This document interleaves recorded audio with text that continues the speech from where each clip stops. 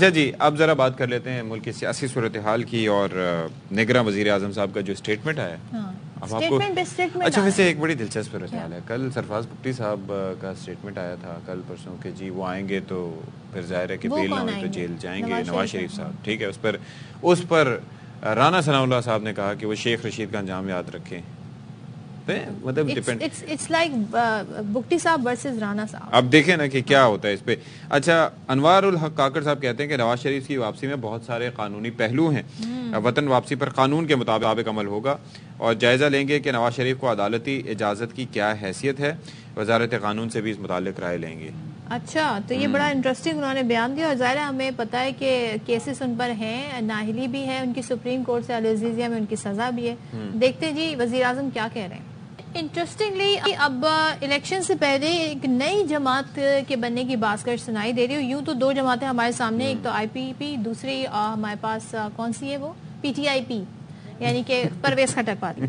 آئی پی پی سے میرے ذہن میں نہ جانے کیوں, ہاں ظاہر ہے وہ آ جاتے ہیں بجلی گھر پاور پلانٹس آ پاور جاتے پلانٹس. ہیں. ویسے بجلی کی ملک کو ضرورت بھی ہے اور میں چاہتا ہوں کہ الیکشن کے بعد بھی اگر اس پارٹی نے مؤثر رہنا ہے تو رہے, یہ نہ کہ الیکشن کے بعد غائب ہو جائے جیسے بجلی غائب ہو آئیں گے تو ذرا مجھ سے پوچھیں گے کیا پلانز ہوں گے. اچھا تو اب جی پارٹی کون سی ہے, یہ ناراض جو رہنما نون لیگ کے ان کی پارٹی شاید بن سکتی ہے.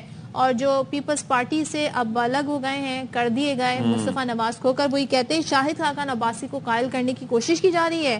3 پارٹیاں اقتدار میں رہیں لیکن عوامی مسائل حل نہیں کر سکیں. آج جو ملک کے حالات ہیں, ایک نئی مؤثر جماعت کی ضرورت ہے. لانچ کر رہے ہیں جی, ہماری کوشش ہے, آپس میں ہم مشاورت کر رہے ہیں دوست, اور اگر ہم اس نقطے پہ پہنچ گئے, تمام سیاسی جماعتیں اس ملک میں پچھلے 3 سالوں میں حکومت میں رہی ہیں, ان کے اپنے مسائل تو حل ہوئے لیکن لوگوں کے مسائل تو حل نہیں ہو سکے. تو ایک گنجائش ہم سمجھتے ہیں موجود ہے. اصل تو شاہد صاحب کا ہی قائل ہونا ہے. اگر شاہد خاقان عباسی صاحب نہیں آتے تو کیا پارٹی لانچ ہوگی؟